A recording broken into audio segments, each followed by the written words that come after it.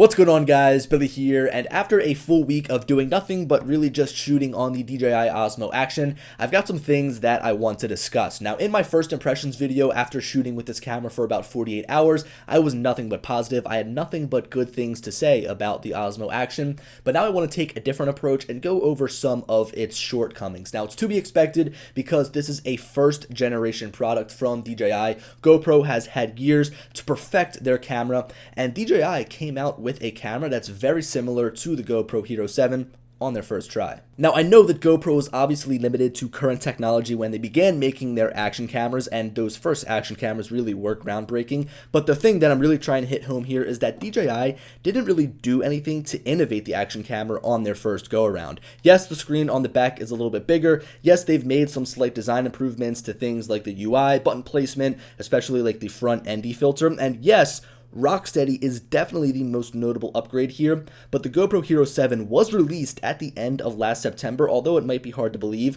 That was 8 months ago. Technology progresses fast, and you'd expect DJI to come out with something that was an upgrade in almost every area, every aspect over the GoPro Hero 7. As I stated in the last video I uploaded about the Osmo Action, I don't own a Hero 7. I don't want to make it seem like I've been doing comparisons between GoPro's Hero 7 and DJI's Osmo Action, even though they're very similar cameras from what I've seen on YouTube as well as the specs I've been reading. I do own a Hero 5. Oddly enough, the shape and the design is very similar. It's just the software inside that makes the Hero 7 so special. The reason I'm bringing up GoPro here, and I probably won't really talk about them for the rest of the video, is because I think DJI coming into the action camera business really gave GoPro the kick in the butt that they need. Alright, so now I want to jump into the topic of this video, and that is the shortcomings of the DJI Osmo Action as a first generation product. I've got 6 things I want to go over here, and they range from things that kind of make this camera unusable in certain situations, and they go all the way to just me nitpicking about things that I personally don't like. Now, the first thing I want to cover, the thing that I think sucks the most about this camera and everyone's been talking about, is the lag on the screen when you're shooting with Rocksteady. Now, for those of you who might have no idea what I'm talking about, I'll show you a quick example. So here, if I'm shooting in 4K 30 and I choose basically any resolution that Rocksteady works with, and I turn on Rocksteady, of course, there's a lag between what's happening in front of the camera and what's being shown on the screen. And this goes for the front screen, and this goes for the back screen, and also what is shown within the Mimo application. Now, if I turn off Rocksteady and again shoot really in any resolution, there is absolutely no lag whatsoever on the screens, on the front, on the back, and this makes framing your shot so easy. So that's pretty much the biggest issue, right? If there's a lag on the screen, you're not able to properly frame up your shot. I know there's been times where I'm doing some high action stuff, say I'm riding on my boosted board, chasing somebody on a moped, which I actually did just kind of to test this out. I'm on the boosted board and I want to quickly pan up to show the person on the moped, in this case my girlfriend, and it's hard to frame that up because there's that lag, and sometimes I go up too high, sometimes I put the camera too low, and I don't know until the camera actually catches up, the live view catches up. Now, I've seen some people say that this really doesn't matter because you might mount it to your chest, you might mount it to your helmet, and there's no reason for you to actually see what's going on the screen, and okay, I understand that, but for me, I use the screen a lot on the Osmo Action and on the GoPro when I've been filming with it, and to have this lag, it's kind of killer. Now, here's the thing. DJI has addressed this issue. They do say it's because of Rocksteady specifically, and it's obviously shown through the tests we've done.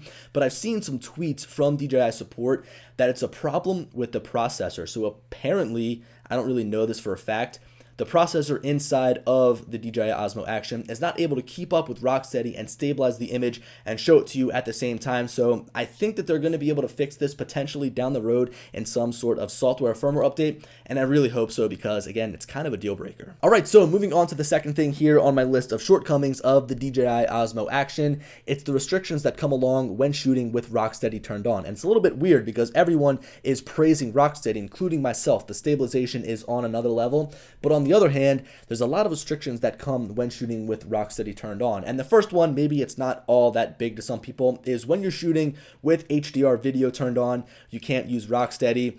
I, for one, don't really shoot with HDR video turned on. It would have been nice if I could have with Rocksteady turned on, but if I had to choose between Rocksteady and HDR video, 10 times out of 10, maybe 9 times out of 10, I'm choosing Rocksteady. Now, the next restriction that comes along when shooting with Rocksteady turned on is the fact that you cannot shoot in any frame rate above 60 frames per second. So if you're shooting at 60 FPS or lower, you are able to use Rocksteady, so 4K 60, 1080 60, 720 60. But if you step up to 1080 120, 1080 240, anything higher, you are unable to use Rocksteady.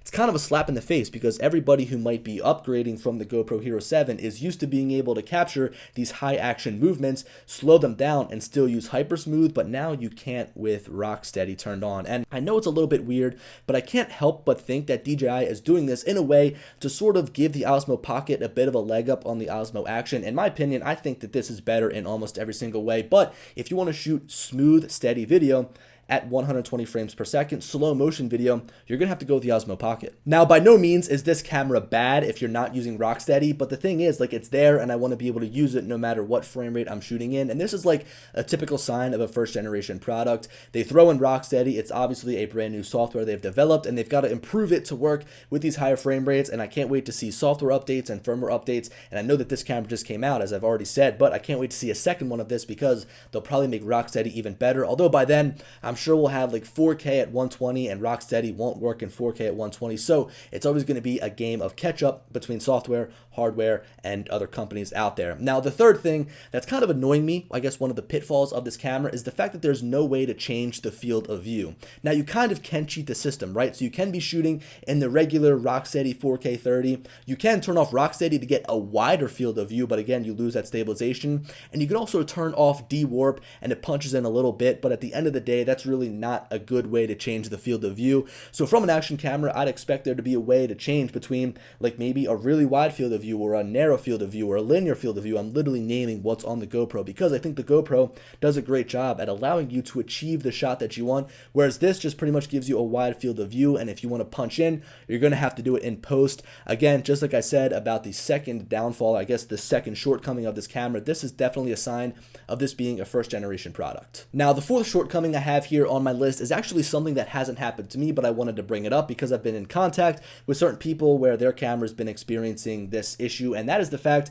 that moisture is building up underneath of the front LCD screen. So it's not like I can just wipe it off really quickly, right? It is underneath of the screen, and it goes away after a while, but I'm so OCD, I would have sent my camera back and gotten a new one immediately because that's something that to me is sort of a deal breaker. Like, you don't want water inside of your camera when this is a camera made to be dunked underwater. Now, I tried to simulate this. I tried to dunk it underwater. I tried to go put it in my freezer and bring it outside to try and get some condensation underneath of the screen, but nothing. So to me, this is something that's only affecting a certain group of people. It's a defect. It's something you can definitely get a return for. Maybe if DJI acknowledges this problem. I don't think it's something that you can get like a software update for. It's not going to fix that. But for me, again, I tried to replicate it. It's not happening on mine, but I figured I'd throw it in here. So everything that I've gone over so far is obviously, in my opinion, like a deal breaker for the Osmo Action. It might not be to you, but these are like 4 characteristics I've found about the Osmo Action that sort of turn me away from the camera. This fifth one I have here written on my list is probably the second worst, second to the screen lag, because that is just awful. It's really hard to overcome. But the second worst and the fifth on my list is no external mic support for the Osmo Action. I think that this would be perfect for vlogging, but the built-in microphone sucks. I hate using it. It's not directional. It picks up so much noise around you, and I just want to use something different. So there's no 3.5mm jack on here. You can't use a USB-C adapter to plug in a microphone yet, and I'm trying to build like the ultimate vlogging setup with the Osmo Action because I think this could become my new vlogging camera, but until I can find an external microphone, I will not use this for vlogging. So they've got to release some sort of adapter that's compatible with this. They've got to give us something because right now the built-in microphone just ain't cutting it for me. Now, I feel stupid for bringing up this last point. I feel like it's something that definitely is so small that nobody's even going to care, but for me, it's actually something that proves to be pretty massive in my workflow when shooting with this because I rely on the audio chirps coming from it, as sometimes I can't have my eye on it. I don't look down and say, okay, I'm recording, but instead I listen for the sound and then I know I'm recording, right? So the turn on sound, like I guess the startup sound of the Osmo Action sucks. Listen to it. I don't know, like that's just like, I turned it on for the first time, honestly, and was like, ew, that kind of sucks. And also, it's just not loud enough. Like, I listen to that, and sometimes it's like, oh, did I hear it? Did it turn on? And I've got to check again. But for the GoPro, when you turn this on, there's no mistake that it's turned on. I mean, those beeps are just so distinct. You know it's turned on. You know you're ready to go. The same thing goes for recording, right? When I hit record, okay, that's definitely a good sound. I know I'm recording, but I think that the GoPro does it better. I don't know. I feel really stupid for even talking about that, but I just find that the audio chirps coming from the GoPro Hero 5 here and all the other GoPros are better than the DJI Osmo Action. It's kind of something stupid to talk about. I know I said that I was going to be nitpicking in this video, but that's something that I rely on when I'm in the middle of doing things, and sometimes I have to like go and double check to make sure I'm rolling or to make sure that the camera is even turned on. Anyway, guys, those are the 6 things annoying me right now about the Osmo Action. I'm still loving this camera. I'm still going to bring it with me everywhere. I'm still going to shoot a ton on it. But there's obviously some bad with the good. Anyway, guys, I hope that you enjoyed the video, and as always, I'll talk to you later. Peace.